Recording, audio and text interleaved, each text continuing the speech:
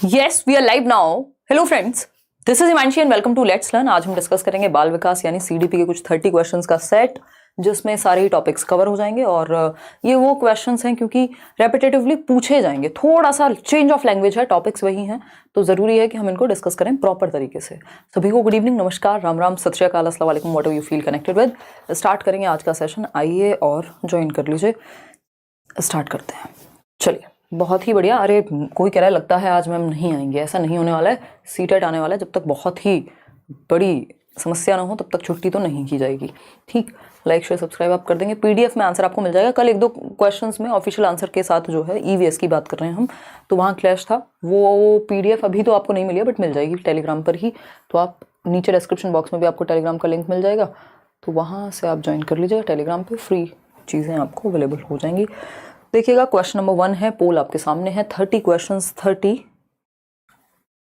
Poles आपको मिलेंगे। हर एक क्वेश्चन के साथ आपको जवाब देना है पोल में।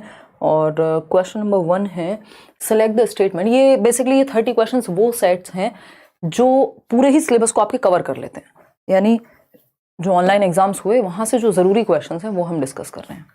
गुड इवनिंग भाई सभी को, गुड इवनिंग। नाहिदा पढ़ लो, है ना। जहर वहर तो नहीं बट हाँ ऐसे नहा धो के तैयार हुई हूँ आपकी क्लास के लिए, मतलब अभी। चलिए स्टार्ट करते हैं, फटाफट से स्टार्ट करते हैं, समझते हैं। अगर हम बात करें क्वेश्चन नंबर 1 की, तो select the statement about development that is not correct, यानी डेवलपमेंट के बारे में कौन सी एक बात सही नहीं है। डेवलपमेंट यानी विकास के विषय में कौन सी एक बात सही नहीं है। 50% लोग बी ऑप्शन कह रहे हैं, समझते हैं। डेवलपमेंट इज मल्टी डिमेंशनल, बिल्कुल टिक हो गया। ये तो मल्टी डिमेंशनल होता है, यूनी नहीं होता, मल्टी डिमेंशनल, बिल्कुल सही बात है। बहुआयामी है, कई आयाम है विकास के, है ना। विकास कई दिशाओं में होता है, दोनों ही बातें फैक्ट है, सही है, ट्रू है। ठीक, क्या ट्रू नहीं है वो ढूंढना है। डेवलपमेंट इज नॉट अफेक्टेड होगा, ये इफेक्टेड नहीं, अफेक्टेड बाय कल्चरल चेंजेस, यानी सांस्कृतिक परिवर्तन से विकास पर कोई प्रभाव नहीं पड़ता, यानी जिस संस्कृति में आप रहते हैं उससे आपके विकास पे कोई प्रभाव नहीं पड़ता। तो ये तो वाइगॉस्की को ही चैलेंज कर दिया इन्होंने। या ये बात क्या है, गलत है। लगभग सभी फैक्टर्स से डेवलपमेंट पे प्रभाव पड़ता है, तो ये फॉल्स है, यानी गलत है। और जो गलत है वही सही है क्योंकि पूछा ही गलत है। ठीक है, तो सांस्कृतिक जो कारक हैं वो डेवलपमेंट को प्रभावित नहीं करते, ये कहना गलत है। अगर आप भारत में हैं तो आपका विकास एक तरीके से होगा, अगर आप यूएस में हैं तो वहाँ की संस्कृति का प्रभाव पड़ेगा, आप कजाकिस्तान में हैं तो वहाँ की संस्कृति का प्रभाव पड़ेगा। तो विकास पर लगभग सभी कारकों का प्रभाव पड़ता है। ठीक, आगे बढ़ते हैं सी ऑप्शन पे। Development is a life long process, यानी डेवलपमेंट क्या है, एक कॉन्टिन्यूअस प्रोसेस है, जीवन पर्यंत चलती है। वूम्ब टू टूम्ब जाती है, गर्भ से कब्र तक चलने वाली प्रक्रिया है, कभी भी रुकती नहीं है, सही बात है। Development follows a predictable pattern, यानी एक पूर्व निर्धारित रीति या अनुमान हम लगा सकते हैं विकास के बारे में कि इस उम्र का बच्चा ये हरकतें करेगा, इस उम्र में बच्चा ये चीजें करने लग जाएगा। तो हम बच्चे को देखते हुए उसको प्रेडिक्ट कर सकते हैं, उसके विकास को, टीचर्स भी और पेरेंट्स भी। ये बात सही है, ये विकास के एक सिद्धांत का सही ऑप्शन है हम कहें। लेकिन एक ही बात गलत है कि संस्कृति से प्रभावित नहीं होता, और बी ऑप्शन सही हो गया क्योंकि हमसे गलत ही पूछा था। आगे बढ़ेंगे क्वेश्चन नंबर 2 पर। क्या है क्वेश्चन नंबर 2? कॉग्निटिव डेवलपमेंट की बात हो रही है, बच्चों में संज्ञानात्मक विकास की बात हो रही है। संज्ञान मतलब हमारी बुद्धि यानी हमारी बौद्धिक क्षमताओं का, सोचने समझने सीखने जानने, इमेजिन यानी कल्पना करने, इन सब की क्षमताओं का विकास। बताइएगा, कर सकते हो ठाकुर आप? और बताओ, आपकी क्लास करती हूँ सिर्फ, बहुत अच्छा ढंग से समझाती हैं, love you, thank you so much Anand, Komal Anand. ठीक है, चलिए फटाफट से आप लोग आंसर करेंगे और लाइक शेयर करके आगे बढ़ते जाएंगे, ताकि जो लोग तैयारी कर रहे हैं उनको पता हो कि भैया तैयारी अच्छे से करते रहने, डेली मिलना है। इस टाइम की जो कंसिस्टेंसी है एग्जाम से पहले बहुत ज़रूरी होती है। अगर हम बात करें कॉग्निटिव डेवलपमेंट की, यानी हमारी मेंटल स्किल्स का डेवलपमेंट, हमारे इंटेलेक्ट का डेवलपमेंट, ये दोनों ही जो बातें हैं ये आपको याद रखनी है, पेपर में पूछा जा चुका है। ठीक है ना। हमारी मेंटल स्किल्स यानी हमारी मानसिक कौशलों का विकास, या हम कहेंगे इसको हमारे इंटेलेक्ट का विकास। पियाजे ने कॉग्निटिव डेवलपमेंट की 4 स्टेजेस दी हैं, जिनको इंटेलेक्चुअल डेवलपमेंट की भी 4 स्टेजेस कह सकते हैं। ठीक है, जितनी भी चीजें दिमाग से होती हैं उनका विकास किसका रिजल्ट है? सिर्फ हेरिडिटी का, सिर्फ एनवायरमेंट का, सिर्फ इकोनॉमिक फैक्टर्स का? तो फिर तो गरीब बच्चों का दिमाग डेवलप ही ना हो पाए।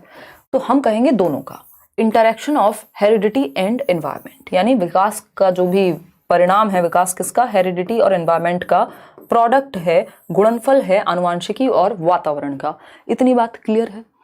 ठीक है भाई। अगर मान लीजिए जेनेटिकली हेरिडेटरी, देखिए कॉग्निटिव डेवलपमेंट पक्का पक्का प्रभावित होगा आपके किससे, हेरिडिटी से। जो आपकी इंटेलिजेंस है वो ज्यादा प्रभावित हेरिडिटी से होती है, लेकिन अगर एनवायरमेंट अच्छा नहीं मिला तो कितने भी अच्छे आप जीन्स ले लीजिए, उनका होगा क्या, यदि ठीक से एजुकेशन नहीं मिली, ठीक से न्यूट्रिशन नहीं मिला, ठीक से ऐसी एक्टिविटीज नहीं कराई गई। हम वो बच्चा जो गिफ्टेड है, जिसका आईक्यू बहुत ज्यादा है, उसको भी हम चैलेंजिंग चीजें जब तक नहीं देंगे, उसको अच्छा एनवायरमेंट नहीं देंगे, तब तक जितना विकास उसका हो सकता था वो नहीं हो पाएगा।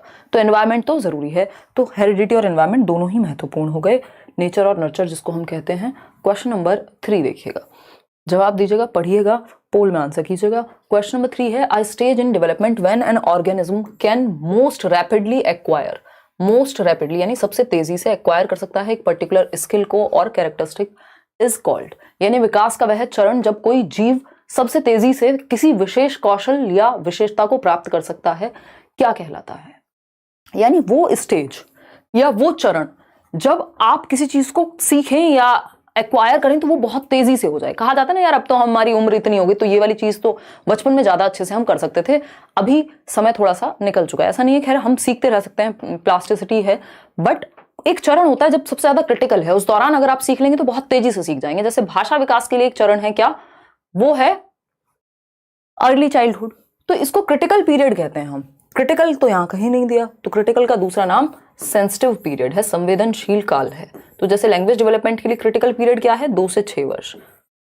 इवन अर्ली चाइल्डहुड में लगभग सभी प्रकार के जो विकास हैं वो तेजी से ही होते हैं। तो हम कहेंगे वो दौर, वो चरण जब बहुत तेजी से आप किसी चीज को सीख सकते हैं।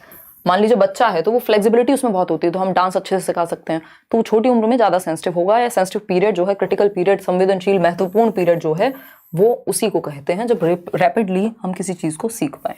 तो A option is the right answer. 51% लोग सही दे रहे हैं। ZPD डेवलपमेंटल डिले है कि बच्चे में 1.5 साल तक कोई विकास होना था, उसको खड़े होकर के चलना सीख लेना था, बट वो 2.5 साल तक भी नहीं चल पाया। इसका मतलब विकास जो है वो विलंब हो गया है उसमें किसी भी रीजन से। कॉग्निटिव स्टैग्नेशन, रुकना नहीं कहेंगे इसको, जोन ऑफ प्रॉक्सिमल डेवलपमेंट भी नहीं कहेंगे, ठीक है ना। जब सबसे तेजी से हो रहा है वो क्रिटिकल पीरियड कहलाएगा। जोन ऑफ प्रॉक्सिमल डेवलपमेंट तो वो है कि संभावना है, यहां तक विकास हो सकता है, उसका एज से कोई ताल्लुक नहीं है। क्वेश्चन नंबर 4 देखिएगा और जवाब दीजिएगा पोल में। देखिए, हम आ जाए हैं, क्या आपसे तैयारी हो जाएगी? बिल्कुल हो जाएगी प्रिया, ये बात। और मुझे जो लगता है पर्सनली, बाकी देखते हैं क्या सीटेट किस तरह से चीजें लाता है सामने, मुझे लगता है कि मिड दिसंबर से होने चाहिए, 2nd वीक ऑफ दिसंबर से एग्जाम से स्टार्ट, तो आपके पास अभी इनफ टाइम है। देखिएगा, और भी हम कई चीजें भी करेंगे धीरे धीरे। अभी तो आप जो चल रहा है उसको एटलीस्ट अटेंड कीजिए, जो एक्स्ट्रा होगा वो बता ही दिया जाएगा आपको, ठीक है ना।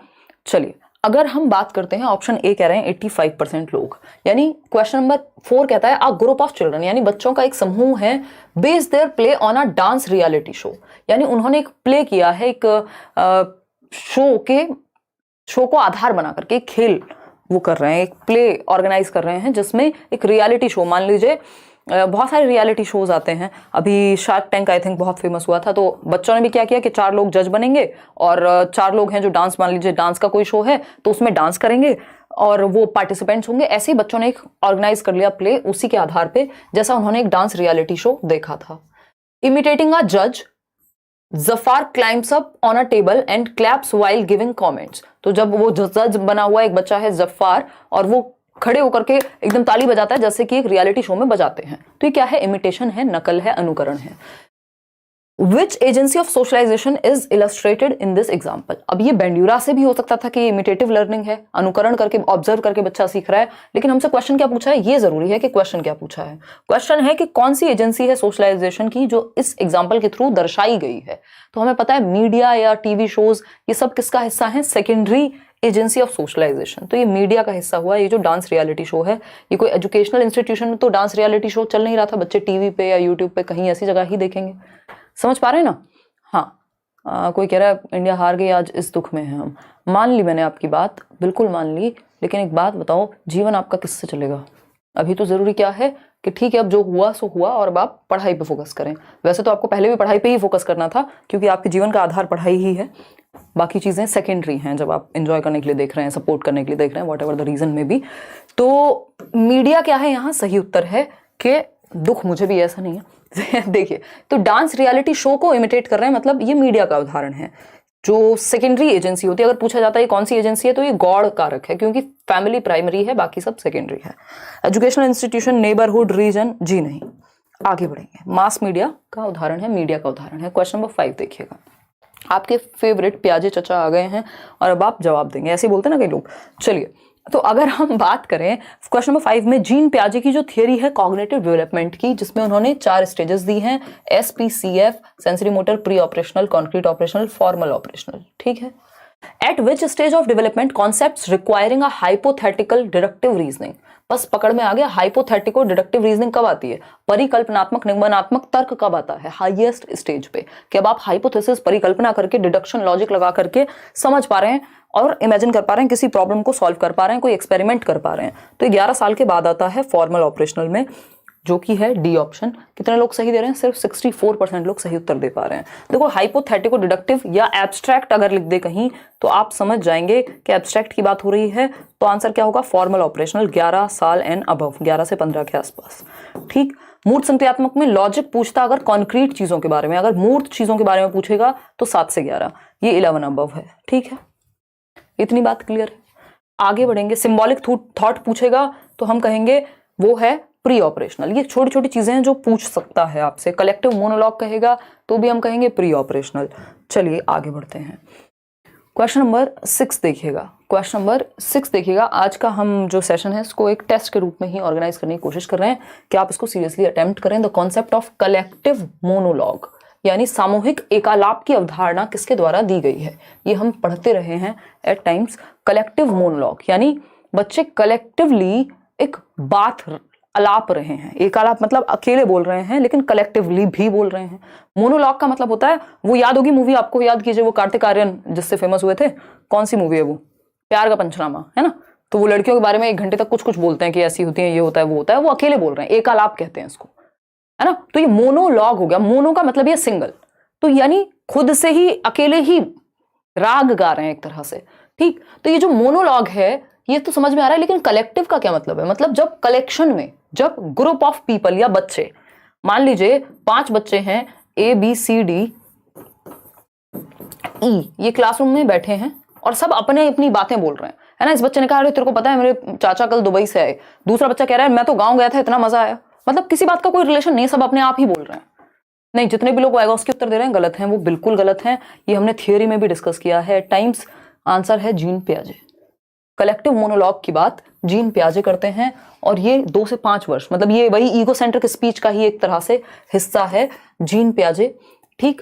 और कलेक्टिव मोनोलॉग जब आपने देखा होगा कि कोई किसी से बात नहीं कर रहा है या डायरेक्टली कोई तालमेल नहीं बैठ पा रहा, लेकिन सब बोल रहे हैं। जब क्लास में आप चौ पौ की आवाज सुनते हैं ना, आप मान लीजिए टीचर के जाने से पहले क्लासरूम में थोड़ी चहल पहल होती है, आवाज हो रही है, देख रहे हैं कोई किसी से बात नहीं कर रहा, सब अपने अपने आप से बातें कर रहे हैं, या कोई मतलब कोई मीनिंगफुल बात नहीं हो रही है लेकिन शोर है, तो इसको कलेक्टिव मोनोलॉग कहते हैं। जब खड़े होकर के एक साथ में गिनतियां गा रहे हैं बच्चे, पहाड़े गा रहे हैं, 2 एकम 2, 2 दूनी 4, आपने गांव के स्कूल में देखा होगा, दूर तक आवाज जाती है, वो कलेक्टिव मोनोलॉग है। कोई किसी से बात नहीं कर रहा लेकिन सब बोल रहे हैं, या कोई मीनिंगफुल बात नहीं हो रही लेकिन बोल सब रहे हैं। तो ये जीन पियाजे ने दिया है, ए option is the right answer. इतनी जल्दी पोल हटा लिया था। आगे बढ़ेंगे क्वेश्चन नंबर 7 पर।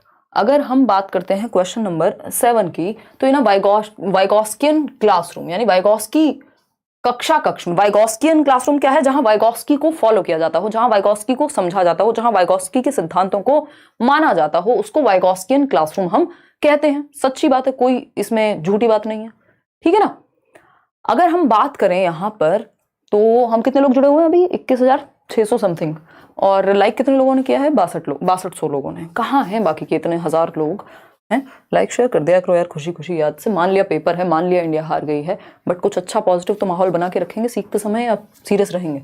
देखिएगा, एक वाइगॉस्कियन क्लासरूम में क्या होगा? When a small group of classmates work towards reaching a common goal, यानी ग्रुप है, स्मॉल ग्रुप है एक, बिल्कुल सही बात है। वाइगॉस्की सोसाइटी और कल्चर से सीखने की बात कर रहे हैं, तो ग्रुप में सीख रहे हैं बच्चे, किसी एक कॉमन गोल की तरफ पहुंचने पे काम कर रहे हैं। कोई प्रोजेक्ट मिला है बच्चों को, या कुछ वो ऐसा कर रहे हैं ग्रुप में, कोई मान लीजिए 26 जनवरी है, 15 अगस्त है, तो उनको कोई गाना गाना है, तो उसके प्रति वो रियाज कर रहे हैं या अभ्यास कर रहे हैं, तो ग्रुप में कर रहे हैं। सही बात है, समझ में आ गई। अब हम बात करें दे आर एंगेजिंग इन, इस स्थिति में वो किस में व्यस्त हैं? रेसिप्रोकल टीचिंग में। रेसिप्रोकल टीचिंग में तो टीचर और बच्चे दोनों इन्वॉल्व होते हैं, एक दूसरे से सीखते हैं। ये भी वाइगॉस्की का ही कॉन्सेप्ट है।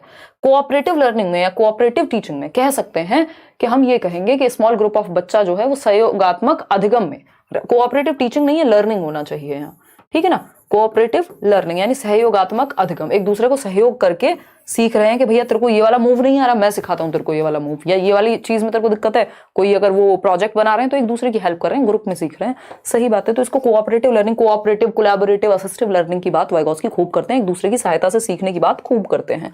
ये स्कैफोल्डिंग नहीं है, क्योंकि यहाँ ऐसा कुछ नहीं कहा गया कि कोई बच्चा कहीं अटक रहा है और हिंट देने के बाद या उसको आप हेल्प कर रहे हैं जहां वो अटक गया है, ऐसी बात नहीं हुई, सब एक साथ मिलकर सीख रहे हैं। इनर स्पीच तो मन में ही होती है। तो बी ऑप्शन है सहयोगिक अधिगम कहेंगे इसको हम। क्वेश्चन नंबर 8 देखिएगा एक बार, क्वेश्चन नंबर 8 देखिएगा, ये क्या कहता है, वाइगोस्की से ही रिलेटेड कई सारे क्वेश्चंस वाइगोस्की के इस बार एक एक सेट में पूछे हुए हैं। तो वाइगोस्की का मानना था कि जहां वाइगोस्की आएंगे आप अपने ब्रेन में छोटा सा कहीं लिख लेंगे SCL, सोसाइटी, कल्चर, लैंग्वेज, समाज, संस्कृति और भाषा। ये 3 चीजें बहुत महत्वपूर्ण है, इनको अगर आपने ध्यान में रखा तो आप सही उत्तर तक पहुंच जाएंगे। इन 3 के आसपास ही कोई आंसर आपका होगा। बहुत बढ़िया, ठीक है, बहुत ही खुशी की बात है। हाँ देखो, मुकेश अभी भी शिफा से ही बात करने में बिजी हैं, कह रहे हैं शिफा कहाँ घूमती रहती हो, हैं यहाँ 22,000 लोग पढ़ाई करने की कोशिश कर रहे हैं, पोल में जवाब दे रहे हैं, क्वेश्चन पढ़ रहे हैं, लेकिन कुछ लोग हैं जो आपस में ही बातें कर रहे हैं। अलग से नंबर ले लो, फेसबुक पे चले जाओ, घर मिल लो, बातचीत कर लो, पढ़ लो, लेकिन पढ़ने के टाइम पे कौन सी दुनिया खत्म हो रही है, आजाद हो आप, है, मान लिया हमने, ठीक। देखिए वाइगोस्की की अगर हम बात करें तो वाइगोस्की किस चीज में विश्वास रखते हैं ये देखना है। पहला ऑप्शन है children should not be given any help while doing tasks even the tasks are new for them, यानी बच्चों को कार्य करने समय कोई मदद नहीं देनी चाहिए, चाहे उनके लिए वह कार्य बिल्कुल नया हो, यानी बच्चों को हेल्प मिलनी ही नहीं चाहिए। ऐसा तो वाइगोस्की नहीं कहते, वाइगोस्की तो स्कैफोल्डिंग की या हेल्प की बात करते हैं, जहां बच्चा अटके वहां, सही बात है। बी ऑप्शन है children should be scaffolded while solving problems by giving them hints और आस्किंग लीडिंग क्वेश्चंस, यानी समस्या समाधान के दौरान यदि बच्चे को संकेत देना या उसकी मदद करना उत्तर तक पहुंचने में, उसको पाड़ प्रदान करना, यानी हिंट वगैरह दे रहे हैं आप, हाफ सॉल्व प्रॉब्लम्स दे रहे हैं, यानी जहां बच्चा अटक रहा हो वहां उसको स्कैफोल्ड कर रहे हैं, यानी टेम्परेरी हेल्प दे रहे हैं। तो ये बिल्कुल बात वाइगोस्की मानेंगे कि समाज किस लिए है, संस्कृति किस लिए है, दोस्त यार किस लिए हैं, एक दूसरे की हेल्प करके सीखने के लिए हैं। ये बात तो बिल्कुल सच्ची है, कोई दिक्कत नहीं इस बात को समझने में। सी ऑप्शन क्या है, सी ऑप्शन कहता है children should be allowed to work on problems on their own without any interaction with adults. ऐसा नहीं है कि वयस्कों के साथ उनको कोई इंटरेक्शन नहीं करने देना चाहिए, बल्कि वयस्कों की मदद से अडल्ट्स की हेल्प से सीखना चाहिए, ये कहते हैं वाइगोस्की। डी ऑप्शन है children should be encouraged by the teacher to work on tasks offering them appropriate material rewards. देखो रिवॉर्ड्स की बात ना प्याजे करते हुए दिखेंगे आपको, ना वाइगोस्की करते दिखेंगे, क्योंकि ये किसकी इंट्रिंसिक मोटिवेशन की बात कर रहे हैं। कह रहे हैं बच्चा एक्टिविटी करके सीखेगा, और जब आप एक्टिविटी करते हैं तो आपको सच में मजा आता है, ठीक है ना। चलिए खैर आगे बढ़ते हैं, फिर आपको रिवॉर्ड और पनिशमेंट का डर नहीं है या लालच नहीं है, बी ऑप्शन। क्वेश्चन नंबर 9 देखिएगा, कैरल गिलिगन आ गई हैं, आपकी फेवरेट कोहलबर्ग को याद कीजिए। कैरल गिलिगन क्या कहती हैं ये देखिएगा, मुझे ये रबर बैंड चाहिए यार, थोड़ा डिस्टर्बेंस हो रहा है, फोकस नहीं कर पा रही हूँ। देखो एक बार, अगर हम बात करें, आप आंसर दो पोल में, फिर बात करेंगे आगे की, और इसको 3-4 लॉक लगा दिया करो ना, यहीं पे आ रहे हैं लोग।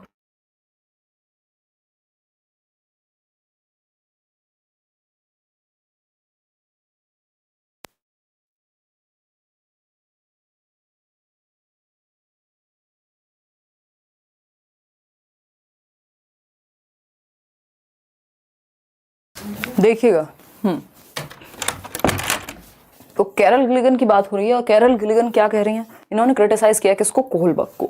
जब कोहलबर्ग को क्रिटिसाइज किया है तो कैसे देखेंगे, कैरल गिलिगन आर्ग्यूड दैट, कितने लोग, पोल भी नहीं दिया इसमें, कमाल कर दिया यार, मैं तो इसलिए गई थी कि पोल दिया होगा, आराम से आप लोग आंसर कर रहे होगे, हैं भाई साहब कहाँ हो तुम, किसके सपनों में खोई हो ये बता दो बस, हैं हुआ क्या तुम्हें।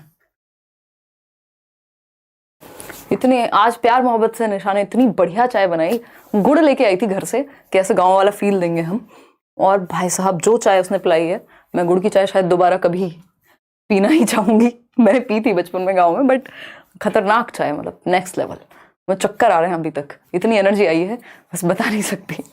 देखो एक बार, अगर हम बात करें यहाँ तो ऑप्शन नंबर ए है, देखते हैं होता है ऐसा, कोई बात नहीं, इंडिया हारी हमें पता है।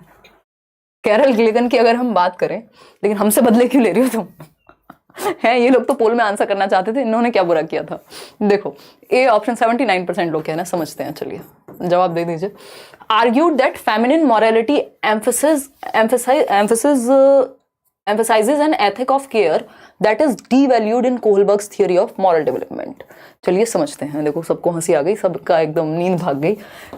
मतलब कैरल गिलिगन का तर्क है कि कोहलबर्ग के नैतिकता के सिद्धांत में नारीवादी नैतिकता जो देखभाल के आचार पर बल देती है उसकी अवहेलना की गई, यानी जो फीमेल्स हैं वो केयरिंग होती है, उनका केयर वाले एस्पेक्ट को इग्नोर किया गया है। ये जेंडर बायस थियरी है। सारे सैंपल्स जो हैं कोहलबर्ग के वो किस में दिए गए थे? वो मेल सैंपल्स थे, यानी लड़कों को ही उस रिसर्च का आधार बनाया गया। और ये हम आज शाम को क्लास में भी कर रहे थे करियर रूल पे भी, कि इनके क्रिटिसिज्म में 3 चीजें हैं, जिसमें से एक ये है कि ये जेंडर बायस थियरी है। सेकेंड जो ऑप्शन है, और कैरल गिलिगन क्या है, कोहलबर्ग की ही स्टूडेंट थी, इन्होंने क्रिटिसाइज किया फिर उनको। बी ऑप्शन है agreed with the conception of care and justice as presented in Kohlberg's theory. नहीं, ऐसा नहीं है कि इन्होंने जैसा कोहलबर्ग ने कह दिया और उस बात को इन्होंने सही समझा, न्याय संगत समझा, ऐसा नहीं है। Critiqued that Kohlberg did not refer to Piaget's theory of moral development. ऐसा इन्होंने नहीं कहा कि आलोचना की हो कैरल गिलिगन ने कि कोहलबर्ग ने पियाजे के नैतिक सिद्धांत का संदर्भ नहीं लिया, जबकि ये जो थियरी थी वो आधारित थी पियाजे की मॉरल डेवलपमेंट पे, कॉपीड नहीं थी, याद रखिएगा। डी ऑप्शन है expanded upon Kohlberg's theory of moral development to include 2 more stages, यानी कोहलबर्ग के नैतिक सिद्धांत का 2 स्तर और जोड़कर विस्तार किया गया है। ऐसा भी कुछ नहीं है। तो A option is the only right answer. यहां पर आगे बढ़ेंगे, नेक्स्ट पोल लगाएंगी निशा जी। क्वेश्चन नंबर 10 देखिएगा एक बार। क्वेश्चन नंबर 10 देखिए और समझते हैं। मैराथन लगा दीजिएगा। अरे लगाएंगे यार मैराथन। मेरे एक्चुअली इस मंथ कई सेमिनार्स भी है, मेरे लिए भी प्लान करना थोड़ा सा मुश्किल हो रहा है, बट मैं कर लूंगी, इतनी बात पक्की है ना। चलो आप जवाब दो पोल में और फिर आगे बढ़ेंगे हम लोग। देखिएगा फटाफट से जवाब देंगे। किसकी बात हो रही है? बाल केंद्रित शिक्षा के समर्थकों का मानना है, यानी जो लोग ये मानेंगे कि बच्चे को सेंटर में रख के सिखाओ, उनका क्या मानना है ये पूछा है, बताइएगा। ए कह रहे हैं 87% लोग।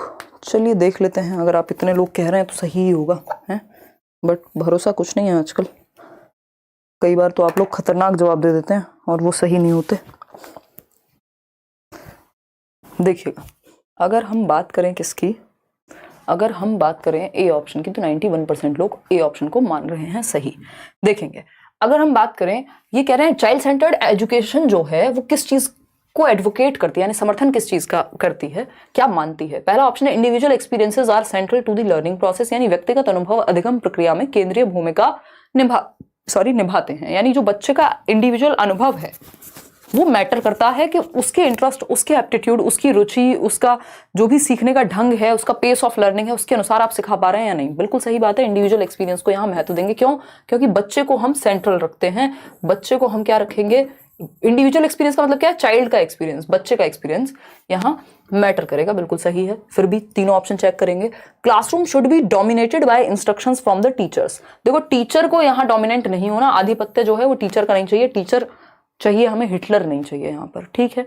फिर आता है सी ऑप्शन। ये क्या कहता है समझेंगे।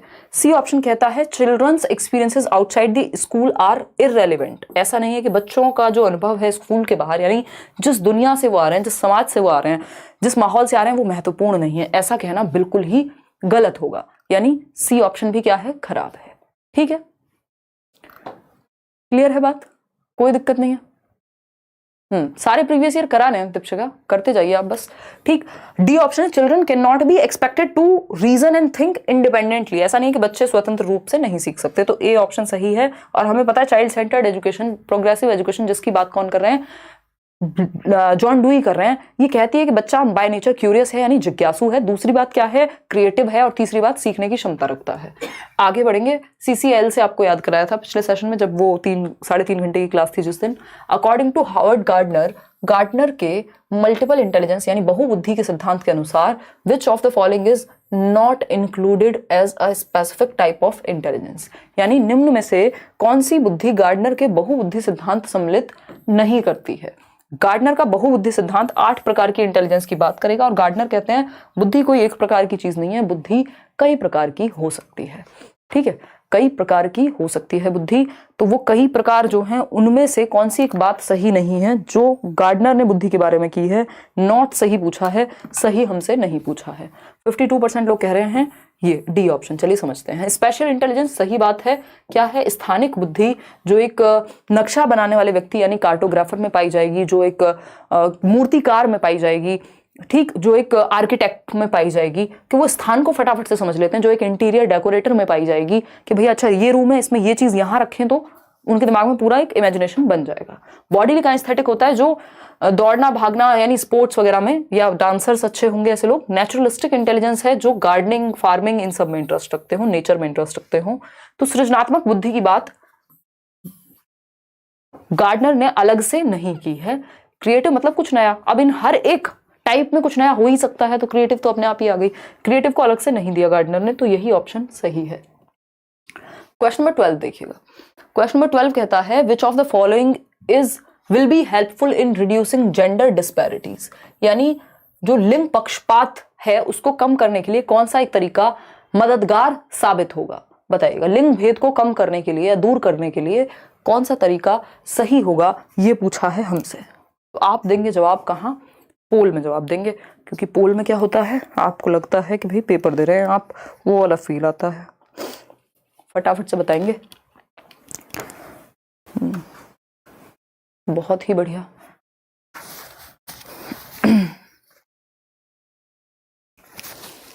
देखिए सी ऑप्शन कह रहे हैं 78% लोग, चलिए मान लिया हमने। देखते हैं एक बार। वाह, अगर हम बात करते हैं किसकी, लिंग भेद दूर करने के लिए कौन सी एक बात जो है वो मददगार साबित होगी। पहला ऑप्शन है promoting gender segregated seating arrangements, यानी लड़कों को और लड़कियों को अलग अलग बिठाओ क्लास में। तो ये तो स्टीरियोटाइप प्रमोट करने वाली बात है कि हम उनको ये नहीं कह रहे हैं कि भैया तुम इंसान ही हो दोनों, हाउ डज इट मैटर। ठीक, फोकसिंग ऑन, और हम इस तरह से बड़ा भी नहीं कर पा रहे हैं बच्चों को, उनकी रियरिंग भी नहीं कर पा रहे हैं कि अगर वो लड़के लड़कियां एक साथ बैठे तो वो इंसान की तरह ट्रीट करें एक दूसरे को। वहां पे फिर 17 तरह के प्रॉब्लम्स शुरू हो जाती हैं, कई बार ऐसा भी होता है, बट इसका मतलब ये नहीं है कि ये होना चाहिए, सेग्रीगेशन सही है, ये हम नहीं कहेंगे। हो जाएगा अभी तो फॉर्म में correction. Focusing on conformist gender roles, यानी जेंडर रोल्स जो कि कन्फॉर्मिस्ट हैं, जो सोसाइटी में चले आ रहे हैं कि भैया आप किस पे फोकस कर रहे हैं कि लड़कियों को तो ये करना चाहिए, तो आप कह रहे हैं हाँ मैं लड़की हूं, मैं यही करूंगी क्योंकि मुझे समाज ने कहा है, तो ये कन्फॉर्मिस्ट हो गया। इससे कभी भी पक्षपात दूर नहीं होगा बल्कि बढ़ेगा। कन्फॉर्म करना मतलब होता है कि पालन करना उस चीज का।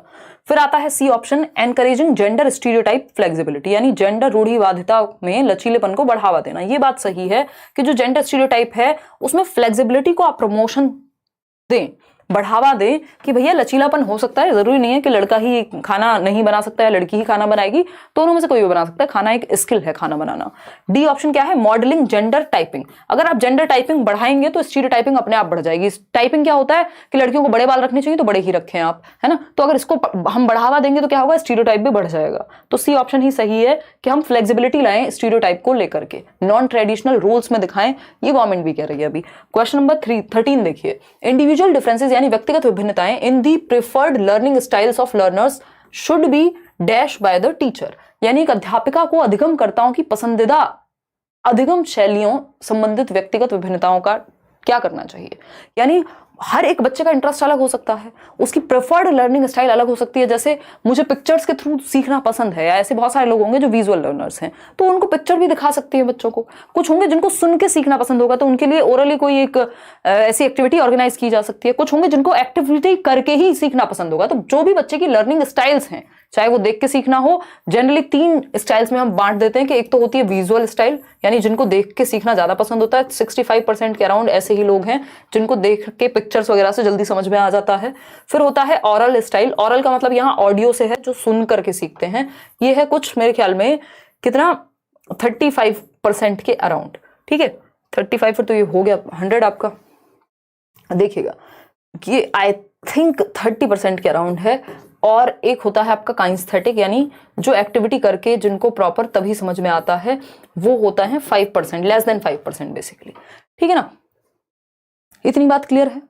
तो ये इन सभी स्टाइल्स का कि बच्चे अलग अलग ढंग से सीखते हैं, टीचर को क्या करनी है, रिस्पेक्ट करनी है। ए option is the right answer. 92% लोग सही उत्तर दे रहे हैं। इनको इग्नोर नहीं कर सकते, अवॉइड नहीं कर सकते, डिसमिस नहीं कर सकते, क्योंकि बच्चा जैसे सीखता है, जो उसका लर्निंग स्टाइल है, जो सीखने का ढंग है, कैसे आप एक टीचर से सेम बात नहीं समझ पाते, दूसरे से समझ जाते हैं, क्योंकि उसने आपके लर्निंग स्टाइल को केटर किया है, उसने उस तरीके से सिखाया है जिस तरीके से आपकी रुचि है सीखने में, ठीक है ना। तो A option is the right answer.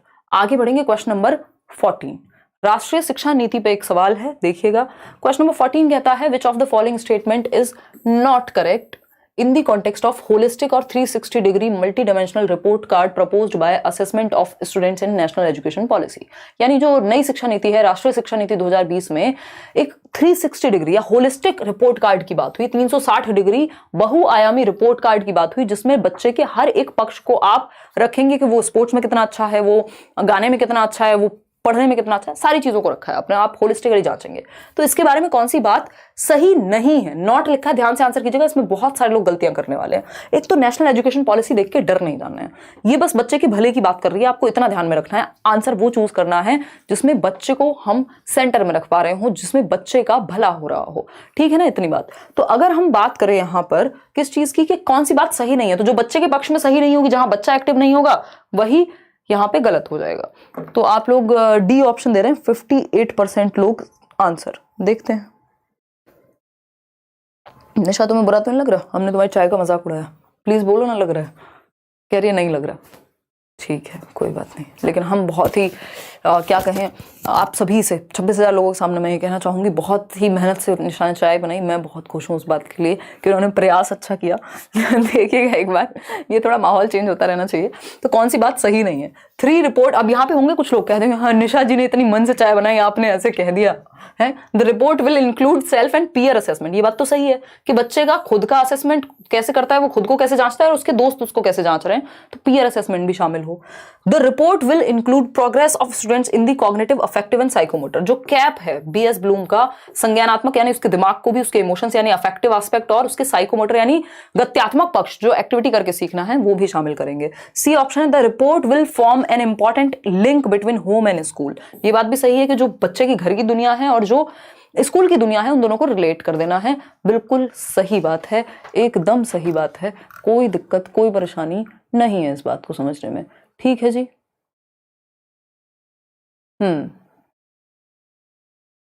चलिए समझते हैं। अगर हम बात करते हैं डी ऑप्शन की, the report will focus on individual work only, ये बात गलत है। आपको बहुत टाइम मिला था बट ठीक है, कुछ लोगों ने सही उत्तर दिया कि भाई जो रिपोर्ट है, जो ये रिपोर्ट कार्ड है, वो सिर्फ व्यक्तिगत कार्यों पर फोकस करेगा, सामूहिक कार्य पे नहीं, जबकि ग्रुप वर्क को बहुत महत्व दिया गया है एनईपी में, ठीक। तो पीयर असेसमेंट यानी जो उसके साथी हैं बच्चे के, वो एक दूसरे को असेस करें, ग्रुप असेसमेंट हो, टीचर करें, बच्चा खुद करे, सेल्फ असेसमेंट, इन सबको महत्व दिया गया है। तो ये बात गलत है, इसीलिए सही है क्योंकि पूछा ही गलत था। D option is the right answer. आगे बढ़ेंगे, जिन्होंने नॉट नहीं पढ़ा होगा उन्होंने गलत किया होगा आंसर। क्वेश्चन नंबर 15 देखेंगे फटाफट से। क्वेश्चन नंबर 15 है, विच of the following is an effective way, यानी कौन सा तरीका इफेक्टिव है यानी प्रभावी है, अच्छा है बच्चे की क्रिटिकल थिंकिंग के आकलन के लिए। यानी Which of the following is an effective way to assess critical thinking among students? समालोचनात्मक चिंतन के मूल्यांकन के लिए कौन सा तरीका अच्छा है? अभी जो क्रिटिकल थिंकिंग है, इसको 21वीं शताब्दी के कौशलों में काउंट किया जा रहा है नेशनल एजुकेशन पॉलिसी के अंदर, यानी 21st सेंचुरी स्किल्स, जिसमें डिजिटल लिटरेसी की बात हो रही है, जिसमें क्रिटिकल थिंकिंग की बात हो रही है, जिसमें और भी इस तरह की लाइफ स्किल्स हैं बहुत सारी, जिसमें बात हो रही है कि ये नई नई स्किल्स बच्चों को सिखानी चाहिए। तो इन क्रिटिकल थिंकिंग पे हम बहुत जोर दे रहे हैं। क्रिटिकल थिंकिंग क्या है कि आप हर एक पक्ष में सोच पा रहे हैं, डेटा के आधार पे सोच पा रहे हैं, जस्ट मान नहीं ले रहे हैं किसी चीज को, अपने दिमाग का सोचने का प्रयोग आप बच्चों को सिखा पा रहे हैं कि सोचते कैसे हैं, ठीक है, समझिएगा फटाफट से। क्वेश्चन नंबर है हमारा कितना, 15। तो ए ऑप्शन कह रहे हैं 89%। चलिए समझते हैं। Encourage the students to ask questions and analyse their responses. बात तो सही है, हम बच्चे को जब क्या कर रहे हैं, एक्टिव जहां रखेंगे वो बेहतर ऑप्शन है। तो बच्चे को जब आप प्रश्न पूछने के लिए प्रोत्साहित करते हैं तो, और उनके जवाबों का जब विश्लेषण करना हो, तो इसमें क्रिटिकल थिंकिंग लगेगी, कह सकते हैं एनालिसिस लगेगा। टेस्ट एक्यूरेसी ऑफ रिपीटिशन, यानी सिर्फ हम इस बात पे फोकस करें कि बार बार रिपीट करें हम और कितने एक्यूरेट नंबर ला पा रहे हैं, तो ये सही तरीका नहीं होगा। सी ऑप्शन है, observe how closely children listen to direct instructions, वो टीचर के लेक्चर को कितने ध्यान से सुन रहे हैं, ये भी काम की बात नहीं है, बच्चा एक्टिव नहीं है यहाँ। Analyse students errors in कॉपिंग of passage, जब वो पैसेज को कॉपी कर रहे हैं तो कितनी गलतियां कर रहे हैं। बच्चा सबसे ज्यादा एक्टिव सिर्फ यही है, जब आप उनको प्रश्न पूछने का मौका देंगे तो उनकी थिंकिंग प्रोसेस अच्छी होगी और जवाबों का विश्लेषण करने के लिए कहेंगे कि तुम खुद एनालाइज करो ये बात सही है कि नहीं है। तो सोचने पर जब फोकस होगा तो क्रिटिकल थिंकिंग अपने आप डेवलप हो जाएगी कि वो हर एक पक्ष में सोच पाएंगे, जस्ट मान नहीं लेंगे चीजों को। क्वेश्चन नंबर 16 देखिए, inclusion of students with disabilities, यानी किनका इंक्लूजन, इंक्लूजन मतलब समावेशन, ऐड करना एक तरह से, ठीक। डिसेबिलिटीज वाले बच्चे का, जिसको कोई भी अक्षमता है, दिव्यांगता वाले बच्चों के समावेशन के लिए क्या जरूरी है।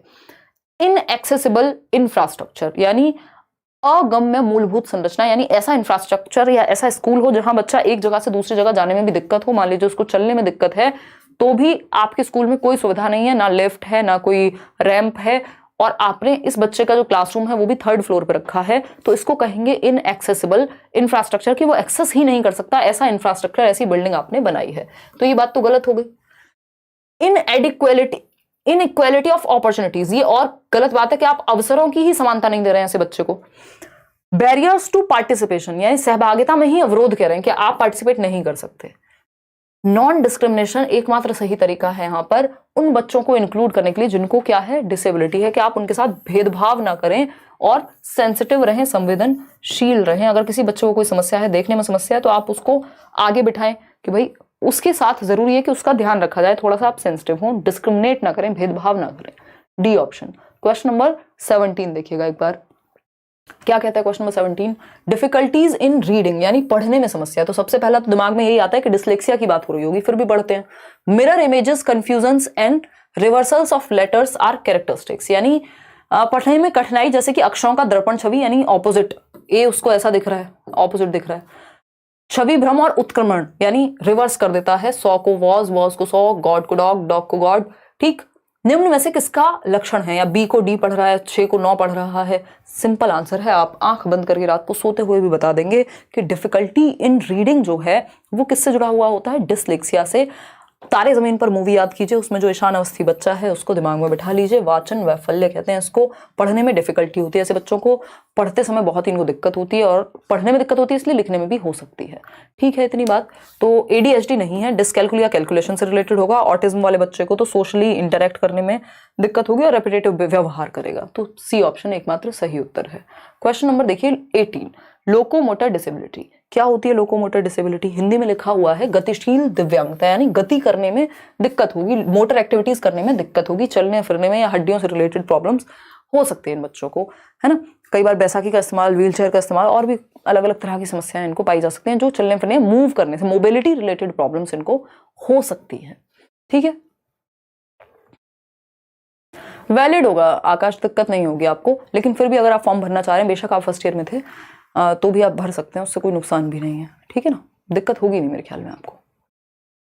फिर से सीटेट दे सकते हैं, 113 थे पहले, प्रदीप शर्मा कह रहे हैं। हाँ दे दो, 130 ले आओ इस बार, कोई बात नहीं, बट तैयारी फिर करना उस तरह से, नहीं तो बेकार में फॉर्म भर के पैसे मत बर्बाद करना। पता चले तैयारी भी नहीं कर रहे, और क्योंकि पहले हो चुका है, लेकिन तैयारी अच्छे से करनी है। लोकोमोटर डिसेबिलिटी पॉज नहीं होगा, ये पॉज चैलेंजेस टू, अच्छा कह सकते हैं कि जो लोकोमोटर डिसेबिलिटी है, गतिशील दिव्यांगता है, वो किस क्षेत्र में चुनौती पैदा करती है। Learn and display skills of problem solving, तो ये तो दिमाग से संबंधित हो गई, ये मेंटल स्किल में प्रॉब्लम नहीं है, चलने फिरने में, फिजिकल एक्टिविटीज में प्रॉब्लम है, तो ए तो हो नहीं सकता। प्रॉब्लम सॉल्विंग कोई हाथ पैरों से तो होती नहीं है। अंडरस्टैंड वर्बल, ज्यादातर प्रॉब्लम सॉल्विंग की जब हम बात करते हैं तो ये हमारी मेंटल एबिलिटी है, कॉग्निटिव एबिलिटी है, फिजिकल नहीं है। अंडरस्टैंड वर्बल कम्युनिकेशन, तो ये भी आपकी कॉग्निटिव है, फिजिकल नहीं है, कि मैं समझ नहीं पा रही कुछ बोल के या किसी ने कुछ बोला, तो ये कॉग्निटिव है।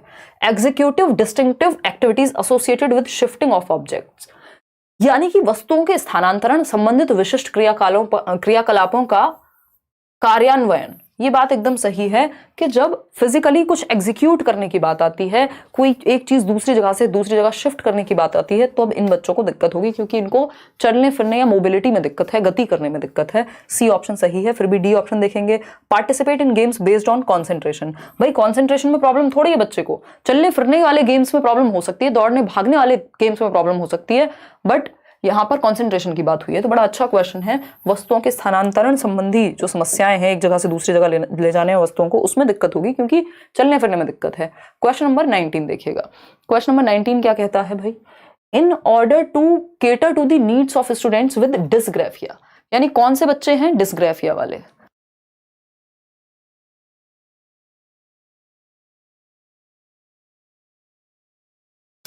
अगर हम बात कर रहे हैं किसकी, कौन से बच्चों की, डिस्ग्राफिया। ग्राफ से मतलब है राइटिंग का, ग्राफ से मतलब क्या है, राइटिंग। ठीक, लिखने से संबंधित बात हो रही है, राइटिंग, ग्राफ का मतलब है राइटिंग। ठीक, तो वे विद्यार्थी जिन्हें लेखन वैफल्य है, उनकी जरूरतों की पूर्ति हेतु एक अध्यापिका को क्या करना चाहिए। ऐसे बच्चे जिनको लिखने में दिक्कत है, तो आप कौन सा तरीका अपनाएंगे। Increase the amount of writing required to complete an assignment, यानी किसी दत्त कार्य को पूरा करने में आवश्यक लेखन की मात्रा बढ़ा देंगे। जिन बच्चों को लिखने में दिक्कत है उनको लिखने वाला ही काम देंगे, इससे ज्यादा मूर्खता और क्या होगी। भाई बच्चे के जिस सेंस में दिक्कत होती है, जिस सेंसेस मतलब 5 सेंसेस हैं, अगर 5 में से किसी में भी दिक्कत है, या यहाँ पे सेंसेस की भी बात नहीं हो रही, अगर डिसलेक्सिया है, जो भी प्रॉब्लम है उसके ऑल्टरनेट ढूंढते हैं हम, वही काम नहीं कराते कि अच्छा तुमको लिखने में दिक्कत होती है तो चलो लिखो ही आज से। वो अलग चीज हो गई, वो अभ्यास एक डिफरेंट चीज है, ये गलत चीज है। यहाँ पे क्रिटिसाइज द स्टूडेंट्स, मतलब ये ऐसा हो गया किसी को देखने में दिक्कत है और आप करें नहीं, देख के ही सीखना है तुम्हें, तो वो कैसे प्रॉब्लम सॉल्व होगी। Criticise the students for irregularities in writing, यानी इनकी आप आलोचना करेंगे कि तुम ठीक से नहीं लिख पाते हो। अब बच्चे को दिक्कत है तो है, उसकी अपनी तो कोई गलती नहीं है इसमें, तो बी ऑप्शन भी गलत हो गया। अगर हम बात करते हैं किसकी, सी ऑप्शन की, तो ये कहता है ask students to complete writing work in restricted time, बल्कि इसको एक्स्ट्रा टाइम देना चाहिए। सीटेट भी आपका 50 मिनट एक्स्ट्रा दे रहा है उन लोगों को जिनको कोई भी डिसेबिलिटी है। और यहां पे बात हो रही है किस चीज की, कि इनको रेस्ट्रिक्टेड टाइम में ही काम पूरा करना है, तो ये गलत हो गया। 58% लोग सही उत्तर दे रहे हैं। Use oral modes of assessment, भाई जब बच्चे को लिखने में दिक्कत है तो आप क्या कीजिए, मौखिक रूप से उसको जांचने की कोशिश कीजिए, उसका आकलन जो है वो बोल करके समझाइए उसको, या बोल करके ही सुनिए, उससे उत्तर को लिखवाने की बजाय उसको कहिए बेटा तुम बोल के सुना दो, ओरली सुना दो, जांचना ही तो है आपको। तो D option is the right answer. आगे बढ़ेंगे क्वेश्चन नंबर 20 पर।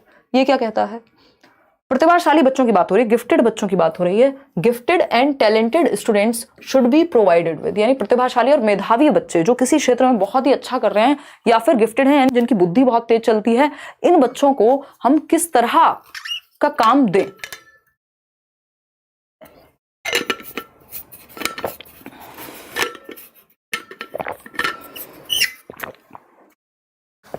देखिएगा एक बार, किस तरह का काम दें हम इन बच्चों को, ये पूछा है।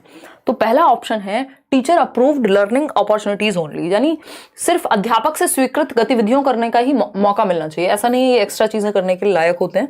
Assignment based on recall of facts, भाई इनका जब दिमाग जो है हायर लेवल पे चलता है तो इनको तो हायर ऑर्डर थिंकिंग स्किल्स के लिए प्रमोट करना है, हमें इंडिपेंडेंट काम करने के लिए प्रमोट करना है। आप या तो अध्यापक की सहायता की ही बात कर रहे हैं या रिकॉल की बात कर रहे हैं। चैलेंजिंग लर्निंग एनवायरमेंट्स, ये बात सही है कि चुनौतीपूर्ण अधिगम परिवेश, क्योंकि इनका दिमाग जो है वो नेक्स्ट लेवल है, इनका आईक्यू ज्यादा है, इनको चैलेंजेस फेस करने में मजा आएगा, इनको सिंपल चीजों में ये बोर फील करेंगे, इसलिए चुनौतीपूर्ण अधिगम परिवेश मिलना चाहिए, ये बात एकदम सही है। इनके लिए एक करिकुलम होता है जिसको हम कहते हैं एनरिच्ड करिकुलम, समृद्ध पाठ्यचर्या, यानी जिसमें इनको ज्यादा मौके मिलते हैं डिफरेंट तरीके की चैलेंजिंग एक्टिविटीज करने के। किनको, गिफ्टेड बच्चों को जिनका आईक्यू ज्यादा है। Close and constant monitoring for all task, जरूरी नहीं है कि इनके सर पे बैठे रहना पड़ेगा तभी ये काम करेंगे, तो वो भी गलत हो गया। सी ही सही है। गिफ्टेड में भी 3 कैटेगरी आती हैं, एक इंटेलेक्चुअली ब्राइट जिसका आईक्यू ज्यादा है, दूसरा क्रिएटिव, तीसरा टैलेंटेड। चलिए क्वेश्चन नंबर 21 देखिएगा। To encourage conceptual learning among students a teacher should avoid, यानी आप चाहते हैं कि बच्चे के कॉन्सेप्ट्स बेहतर हों, उसके संप्रत्य बेहतर हों किसी चीज के बारे में, तो किस चीज को आपको अवॉइड करना है एज अ टीचर। क्वेश्चन देख रहे हो, सो गई थी। देखिए अगर हम बात करते हैं किस चीज की, यहां हम कह रहे हैं विद्यार्थियों में संप्रत्यात्मक अधिगम, यानी उनका कॉन्सेप्ट बेहतर हो, रटना नहीं, कॉन्सेप्ट अच्छा हो। ये अच्छा करने के लिए टीचर को किस चीज का प्रयोग टालना चाहिए या किस चीज से बचना चाहिए, यानी क्या नहीं करना चाहिए, नॉट लिखा हुआ है। ध्यान से जवाब देंगे, वैसे तो आप लोग स्मार्ट हैं, दिमाग से कह रहे हैं हम तो, और वैसे भी सभी देखिए कितने हंसी खुशी आंसर दे रहे हैं, तो हंसने वाले लोग तो वैसे अच्छे लगते हैं। बताइए, बी ऑप्शन कह रहे हैं आप लोग, देखते हैं। Asking students for different ways of solving a problem, ये बात तो सही है, इससे कॉन्सेप्ट बेहतर होगा। Sequencing topics from complex to simple, ये खराब तरीका है। अगर आप कॉन्सेप्ट क्लियर चाहते हैं किसी का तो आप सिंपल से कॉम्प्लेक्स पढ़ाते हैं, पढ़ाने का सूत्र है ये, क्या है ये, मैक्सिम है, फॉर्मूला है एक तरह से। जब आप पढ़ाना सीख रहे हैं तो एक टीचर के लिए कि आप सरल से जटिल की क्रम में पढ़ाते हैं, मूर्त से अमूर्त जाते हैं, यानी जिन चीजों को वो डायरेक्ट देख सकता है, टच कर सकता है, फील कर सकता है, जिनको हम कॉन्क्रीट कहते हैं, वहां से शुरू करके एब्स्ट्रैक्ट, यानी एब्स्ट्रैक्ट क्या है, कॉम्प्लेक्स है, यानी अमूर्त है जो उसके सामने नहीं है, तो सिंपल टू कॉम्प्लेक्स जाते हैं, कॉम्प्लेक्स टू सिंपल नहीं जाते, तो यही गलत है। और यही गलत है इसीलिए सही है क्योंकि पूछा ही गलत है। फिर देखते हैं C option, encouraging students to establish associations between sub concepts, ये बहुत अच्छा तरीका होता है कि जो उस टॉपिक के जो सब कॉन्सेप्ट्स हैं उनको एसोसिएट करके पढ़ना। प्याजे पढ़ रहे हैं तो उसके सब टॉपिक्स को कनेक्ट करके पढ़ना। Focusing on procedural skill, procedural knowledge यानी प्रक्रियात्मक ज्ञान पर बल देना, ये भी चल जाएगा, प्रोसीजर भी चल जाएगा कि आप प्रोसीजर समझ रहे हैं, ये भी उतना पॉजिटिव नहीं था, बट हाँ प्रोसीजर समझना नेगेटिव नहीं है, लेकिन कॉम्प्लेक्स टू सिंपल पढ़ाना 100% नेगेटिव है, तो ज्यादा बेटर ऑप्शन बी है। आगे बढ़ जाएंगे, क्वेश्चन नंबर है हमारे सामने 22 यानी 22वां सवाल आपके सामने है, और कुछ 8 सवाल हैं जो हमें करने हैं। देखिए पेडागोजी में पेशेंस रखना पड़ता है, तभी जाकर के क्वेश्चंस का कॉन्सेप्ट क्लियर हो पाएगा आपका, ठीक है ना। देखिएगा, नहीं अब तो क्लियर दिख रहा होगा, मैं साइड ही हो गई हूँ। मैम नोट्स दे दीजिए प्लीज। अब लाल इमोजी बना के कह रहे हैं पुष्पेंद्र आज रात को मैं बैठूंगी एक बार फाइनल प्रूफ रीड करके, जो भी ऐड होना होगा कल शाम तक या परसों सुबह नोट्स आपके हाथ में होंगे, सीडीपी के स्पेशली, बाकी भी मिलेंगे धीरे धीरे। ऐसा क्यों लगता है कि जो क्वेश्चन आप प्रैक्टिस करा रहे हो वो इजी लगता है, बट बुक से जो सॉल्व करते हैं वो हार्ड लगता है? मेहर, क्योंकि मैं पढ़ के उस चीज को इतना इजी बना देती हूँ कि आपको समझ में आ जाता है कि कह क्या रहा है। आधी लड़ाई वहीं खत्म हो गई जब आपको समझ में आने लगे कि कह क्या रहा है क्वेश्चन। और अभी ऐसा शुरू में लग रहा है, अगर आपने पढ़ाई अभी शुरू की है तो अगर आप थोड़ी प्रैक्टिस करेंगे और कॉन्सेप्ट्स को समझने लग जाएंगे, एक बार क्वेश्चंस का जो आपका थॉट प्रोसेस है मेरे थॉट प्रोसेस से एसोसिएशन में आ जाएगा, तो फिर दिक्कत नहीं होगी, क्योंकि फिर आप पढ़ के वैसे ही समझेंगे जैसे मैं समझ रही हूँ। तो वो पढ़ के समझने का खेल है, इसलिए आपको ऐसा लगता है। कई बार ग्रुप लर्निंग जरूरी होती है, इसीलिए क्योंकि जब आप एक इंसान अकेला बैठ के सीखे और जब 26,000 लोग बैठ करके सीख रहे हैं तो उसमें डिफरेंस आ जाता है, एक एनर्जी का भी, और आप समझते भी उसी तरह से हैं। तो ये जरूरी है, स्कैप फोल्डिंग की इसीलिए मदद की जरूरत होती है। अदरवाइज किताबों में सब कुछ है, क्या जरूरत है किसी भी यूट्यूब चैनल पे कुछ भी पढ़ाई होने की, है ना। तो रीजन है उसका। तो विच of the following question will be helpful in enhancing metacognitive skills? Metacognitive skills कौन सी होती हैं? अधिसंज्ञान कौशल।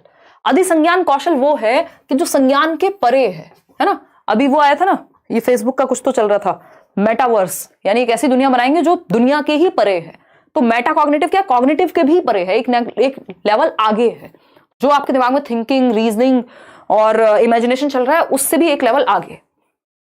इसका प्रयोग आप कब करते हैं? थिंकिंग अबाउट थिंकिंग कहते हैं इसको। इसका प्रयोग आप प्लानिंग करने में करते हैं, रिव्यू करने में करते हैं, रिफ्लेक्ट करने में करते हैं, कंट्रोल या मैनेज करने में करते हैं। सही है बात। अब पूछा क्या है हमसे, ये देखेंगे। ऋतिक रोशन बहुत हंस रहे हैं। क्रिकेट हारने का दर्द दूर हो गया आपकी क्लास से? अरे बस बहुत ही बढ़िया। वैसे ये तो बहुत बड़ी बात हो जाएगी, बट ठीक है, जिन लोगों का ध्यान कहीं भी आप लगाएंगे तो दूसरी जगह से हट ही जाएगा ऑफ कोर्स। तो निम्न में से कौन सा सवाल विद्यार्थियों में अधिसंज्ञान कौशलों को बढ़ावा देने में मददगार होगा? तो what steps were followed by you to solve the given problem? देखते हैं कितने लोग इसको सही दे पाते हैं। अच्छा क्वेश्चन है ये मुश्किल क्वेश्चन है, हम कहेंगे बिल्कुल होंगे 140 पार।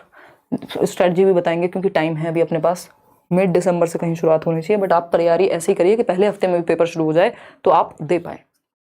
देखिएगा, what steps were followed by you to solve the given problem, यानी दिए गए सवाल को सुलझाने के लिए आपने क्या सोपान या स्टेप्स अपनाए? सही बात है। बी ऑप्शन है, what are the various components of an ecosystem? Ecosystem में क्या कंपोनेंट्स हैं? इसके लिए मेटाकॉग्निशन थोड़ी लगेगा, इसके लिए तो जो भी कॉन्सेप्ट आपको आता होगा कॉग्निशन लगेगा, थिंकिंग लगेगी, इमेजिनेशन लगेगी, मेमोरी लगेगी, और आप बता देंगे। तो इसमें कोई मेटाकॉग्निटिव नहीं एबिलिटी नहीं लगी, थिंकिंग अबाउट थिंकिंग थोड़ी लगी इसमें, वो तो पहले से पता है। आप थोड़ी ना इन्वेंट कर रहे हैं कि क्या कंपोनेंट होते हैं एक पारिस्थितिकी तंत्र में। What is the chemical formula of water? इसमें सिंपल रिकॉल लगता है, और हम बात कर रहे हैं थिंकिंग अबाउट थिंकिंग की, तो ये तो आप याद करके बता देंगे। What are the differences between a map and globe? ये भी डिफरेंस बहुत ही मतलब हल्का क्वेश्चन हुआ ये कि अंतर क्या है, तो ये आप दोनों के बारे में पता होगा, आप फटाफट से बता देंगे अपने थिंकिंग स्किल का यूज करके। लेकिन सबसे ज्यादा थिंकिंग अबाउट थिंकिंग कहाँ होगी?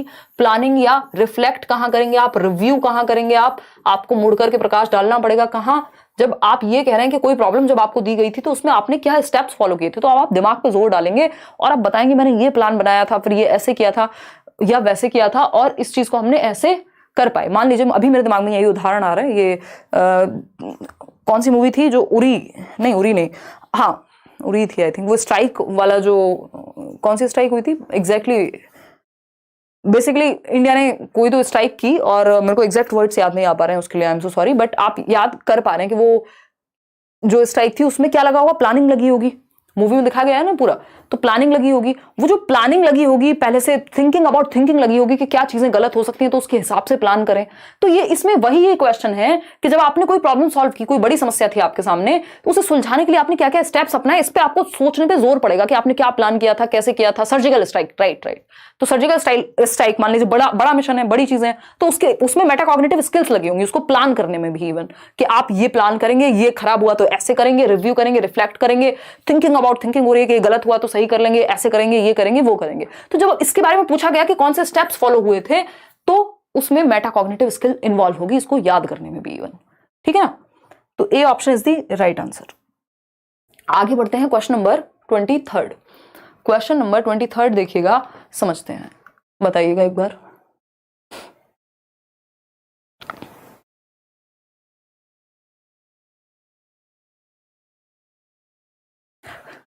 कंचन, बुक में जो आपकी वो कोहलबर्ग की बुक की बात कर रहे हो ना, जो कोहलबर्ग की स्टेजेस हैं, एक्चुअली ना तो वो 3 से 7 गड़बड़ है, ना वो 4 से 10 गड़बड़ है ना। ये ऑथर्स का या और कौन सी किताब या कौन से सोर्स को आप रेफर कर रहे हैं उसका अंतर आ जाता है। सिर्फ एज को लेके इस चीज में एटलीस्ट दिक्कत नहीं लेनी, क्योंकि कोहलबर्ग में एज इंपॉर्टेंट नहीं है। तो कई लोग एज बताते भी नहीं है, वो कहेंगे ये प्री प्राइमरी है, ये एडोलसेंस वाला है, ये है, ठीक। तो दोनों में से कोई भी गलत नहीं है।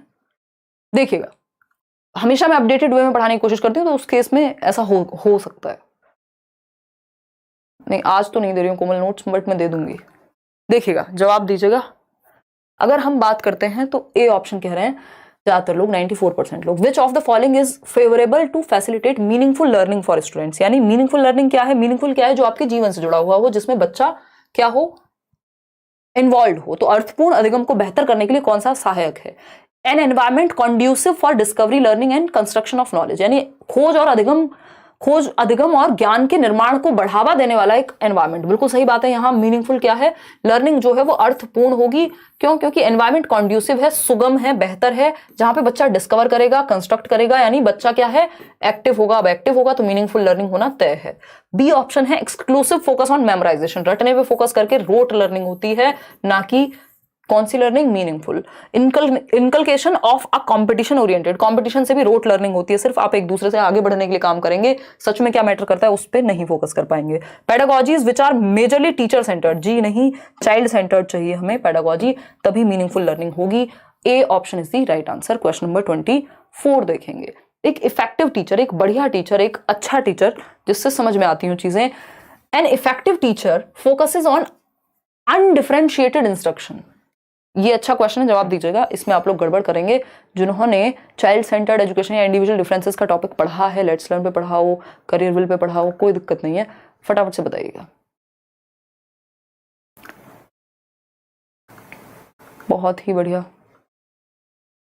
कोई कह रहा है पोल वाली दीदी को हमेशा बुला लिया करो, क्लास करने में मजा आता है। हाँ, पोल वाली दीदी के मजे में लेती रहती हूँ, आपको फ्री फंड में मजा आ जाता है? आपको क्या पता है बाद में मुझे साइड में ले जाके खूब मुक्के लगाती हो हैं। अभी तो मैं मजे ले लेती हूँ, बाद में रोना पड़ता हो मुझे रोज इस मजाक के लिए। आपको हंसाने के लिए मुझे कितना टॉर्चर सहना पड़ रहा है पीछे से, किसी को पता थोड़ी है ये बात।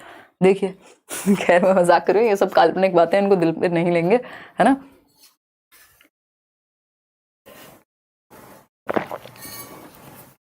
आपके मजे के लिए हम जीवन अपना कष्टदायक बना ले हैं।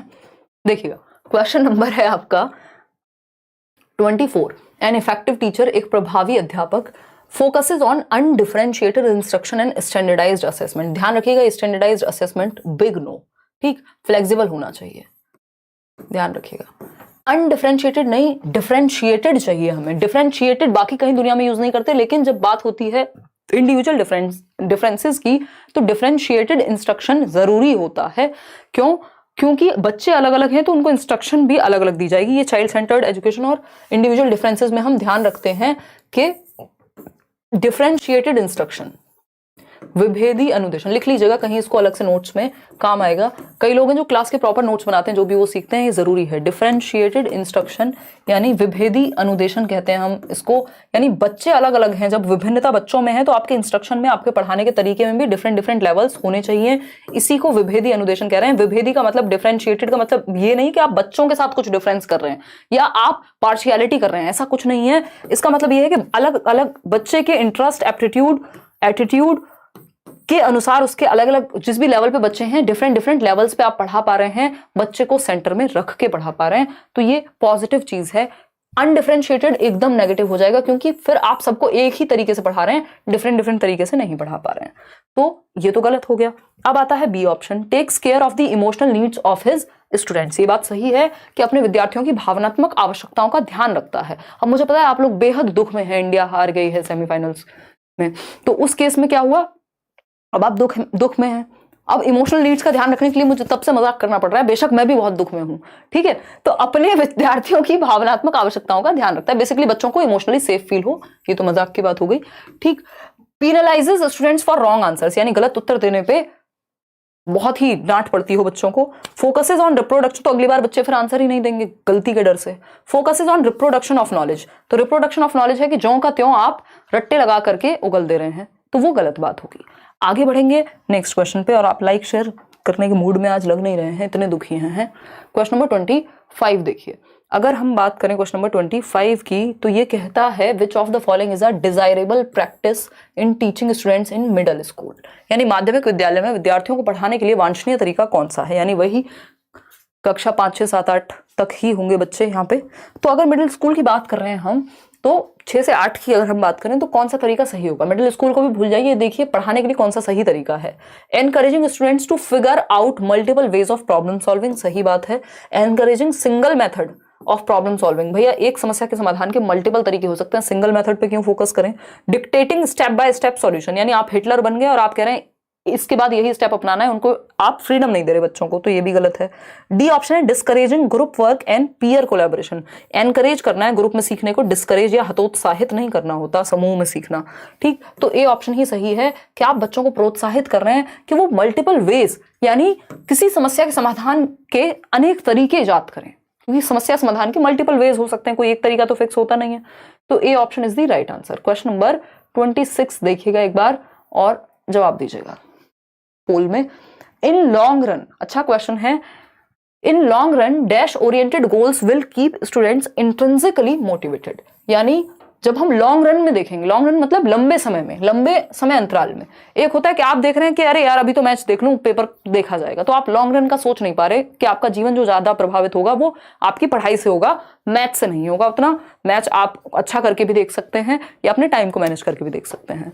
तो अगर लॉन्ग रन की हम बात करें, 5 साल बाद, 10 साल बाद, या लंबे समय अवधि की जब हम बात कर रहे हैं, तो किस तरह के गोल्स जो है बच्चों को आंतरिक रूप से अभिप्रेरित रखेंगे। आंतरिक अभिप्रेरणा यानी इंटरनल मोटिवेशन, जो अंदर से आए, जिसका रीजन बाहर ना हो, यानी पॉजिटिव मोटिवेशन।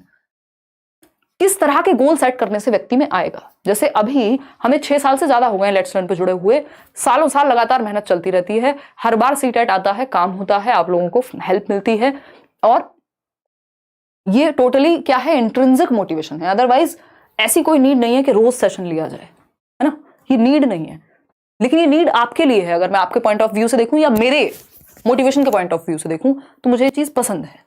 तो अगर हम बात करें लॉन्ग रन की, तो इंट्रिंसिकली मोटिवेटेड कैसे रहेगा इंसान, एक दिन रहेगा, 2 दिन रहेगा, अगर इंट्रिंसिक मोटिवेशन नहीं होगी तो। परफॉर्मेंस गोल सेट करके, परफॉर्मेंस तो होता है यार, मैं तो अगर 26,000 लोग आएंगे तो सेशन होगा, जब 6,000 लोग आ रहे होंगे, जब 2,000 लोग आ रहे होंगे, पेपर नहीं होगा तब सेशन नहीं होगा, बट सेशन तो जो है साल भर चलता है आपका, ठीक। तो परफॉर्मेंस गोल ओरिएंटेड होगा तो लंबे समय तक आप इंट्रिंसिकली मोटिवेटेड नहीं रहेंगे।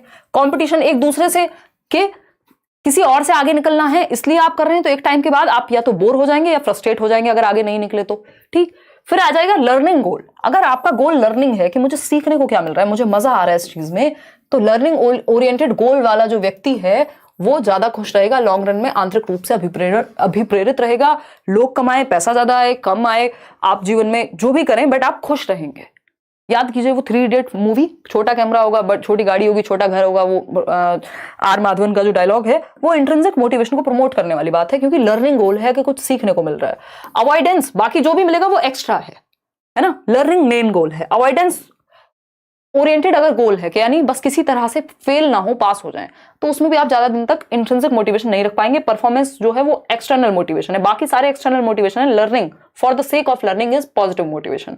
आगे बढ़ेंगे क्वेश्चन नंबर 27 पर। मिसकॉन्सेप्शन आर, यानी भ्रांतियां जो हैं, इन भ्रांतियों के कई नाम हैं। इनको नाइव कॉन्सेप्शंस भी कह देते हैं, यानी बच्चों के जो अनुभवहीन कुछ वो ऐसी बातें निकाल लाते हैं, इनको रॉन्ग कॉन्सेप्शन ना कह करके ऑल्टरनेटिव कॉन्सेप्शंस यानी वैकल्पिक अवधारणाएं भी कह देते हैं। जो बच्चों को गलत फहमियां हो जाती हैं उनकी बात है ये, ऑल्टरनेटिव कॉन्सेप्शंस यानी वैकल्पिक अवधारणाएं, ठीक है।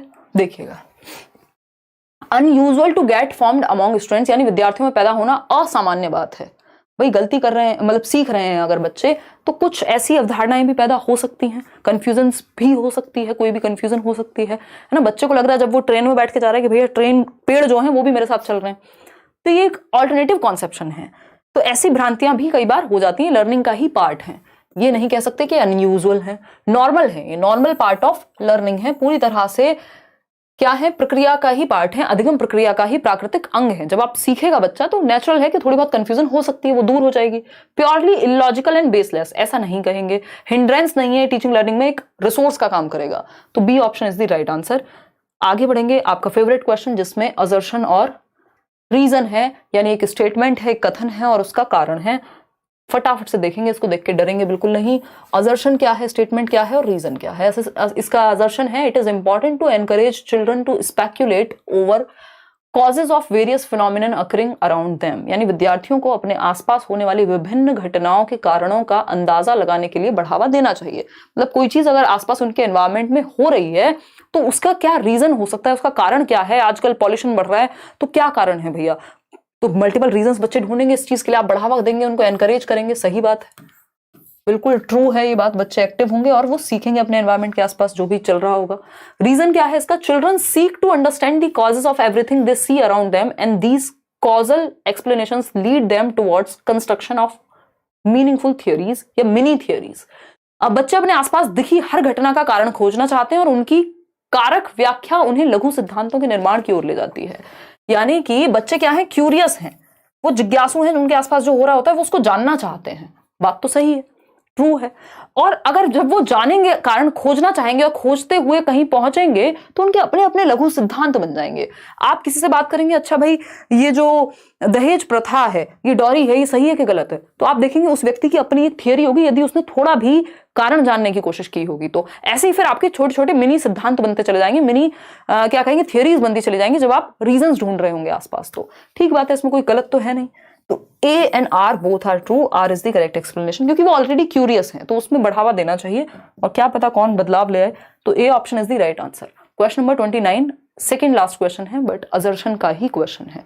ये कहता है teacher should make efforts to connect new concepts to children's prior knowledge, यानी बच्चे के पूर्व अनुभव से, ओल्ड नॉलेज से नए ज्ञान को जोड़ना चाहिए, प्रीवियस नॉलेज से न्यू नॉलेज को जोड़ना चाहिए। बिल्कुल सही बात है, फैक्ट है।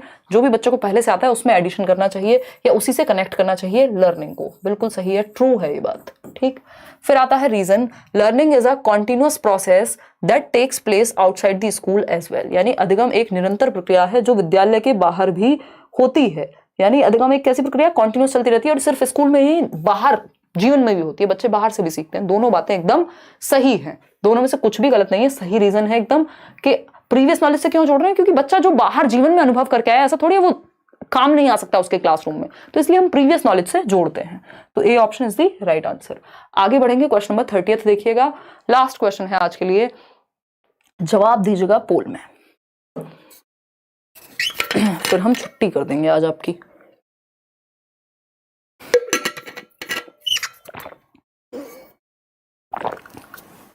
ये सेशन पेपर 1 पेपर 2 दोनों के लिए काम का है। आकांक्षा कह रही नोट्स कब मिलेंगे बता दीजिए।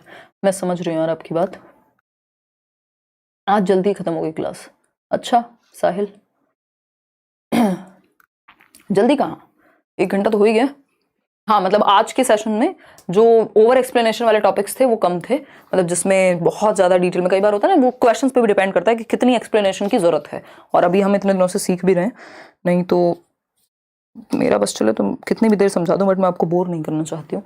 देखिएगा, अगर हम बात करें ग्राफिकल टूल्स की for organising and representing knowledge and relationships on a given topic, यानी आप प्याजे पढ़ा आपने, उससे रिलेटेड आपने कंजर्वेशन का मान लीजिए एक टॉपिक है, तो आपने पिक्चर बना के दिखाई, किसी चीज का आपने फ्लो चार्ट बना दिया 4 स्टेजेस का, फिर आप स्कीमा पढ़ रहे हैं तो उसमें भी आपने एक डायग्राम बना दिया। तो ये जो ग्राफिकल रिप्रेजेंटेशन है किसी टॉपिक को लेकर के, इससे क्या होता है, रिलेशनशिप, जो इन चीजों में आपस में रिलेशनशिप है, कनेक्शन है, वो एक तो स्ट्रांग हुआ। दूसरा, ये जो टॉपिक है आपका और अच्छा होगा। इन्हीं को कॉन्सेप्ट मैप्स कहते हैं। क्या कहते हैं, संप्रत्य चित्रण कहते हैं, कॉन्सेप्ट मैप्स कहते हैं। ये समझने के लिए आसानी हो इसलिए हम ग्राफिकली रिप्रेजेंट करते हैं इंफॉर्मेशन को। ठीक है, माइंड मैप्स भी कुछ इसी तरह की चीजें हैं जो चीजों को याद रखने में हेल्प करें और आसानी से ऑर्गेनाइज करने में इंफॉर्मेशन को मदद करें। आउट ऑफ 30 क्वेश्चंस कितने आपके ठीक हुए हैं? ये एल्गोरिथम, एनालॉजी, वर्बलाइजेशन कुछ नहीं है, ये सीधा फैक्चुअल क्वेश्चन है। सीटेट के बैच में अभी भी एडमिशन आपके ओपन है, रिकॉर्डेड क्लासेस भी हैं, लाइव भी हैं। तो जिसको जिस टॉपिक में दिक्कत लगे, लगता हो कि बैच की सच में जरूरत है, तो वो ज्वाइन कर सकता है। ऑफर अभी चला ही हुआ है क्योंकि ज्यादा समय अब आपके पास है नहीं, पेडागोजी स्पेशल में वो लोग एनरोल करें जिनका सीटेट के अलावा किसी एग्जाम की तैयारी कर रहे हैं। जो लाइक शेयर सब्सक्राइब आप कर दीजिएगा। सेशन पसंद आया हो, ये पीडीएफ और इससे पहले की जो ईवीएस वाली पीडीएफ है वो भी आपको मिल जाएगी, और जो 150 क्वेश्चन के सही आंसर्स के साथ मार्क्ड पीडीएफ है वो भी अपडेटेड मैंने आपके साथ शेयर कर दिया टेलीग्राम चैनल पे। किसी फेक चैनल से मत जुड़िएगा, हम लोग 6 लाख लोग होने वाले हैं। Let's learn squad. डिस्क्रिप्शन में लिंक है, नीचे आपके वीडियो के एक एरो बना होगा, उस पर क्लिक कीजिए और वहां आपको दिख जाएंगे सारे महत्वपूर्ण लिंक्स। आउट ऑफ 30 क्वेश्चंस कितने ठीक हुए वो आप बताएंगे। और आज के लिए हम इतना ही रखेंगे। कोई आपका सवाल हो, सुझाव हो, सेशन अच्छा लगा हो, जो भी बात हो मन में, कितने नंबर आए, वो आप कमेंट में सेशन के बाद बताएंगे। चलिए आज के लिए इतना ही रखेंगे। थैंक यू सो मच, आप जुड़े। कल मिलेंगे 9 बजे, डेली क्लास आपकी होती है रात को 9 बजे लेट्स लर्न पे। सब्सक्राइब करके रखिए ताकि ऑल बेल का जो नोटिफिकेशन है, ऑल नोटिफिकेशन ऑन करके रखिए ताकि जो भी क्लासेस हों, जैसे कभी उदय सर की भी हो रही है तो वो आप तक इन्फॉर्मेशन पहुंच जाए। किस दिन एक्स्ट्रा क्लास हो रही है, बड़े सेशंस भी होंगे आगे।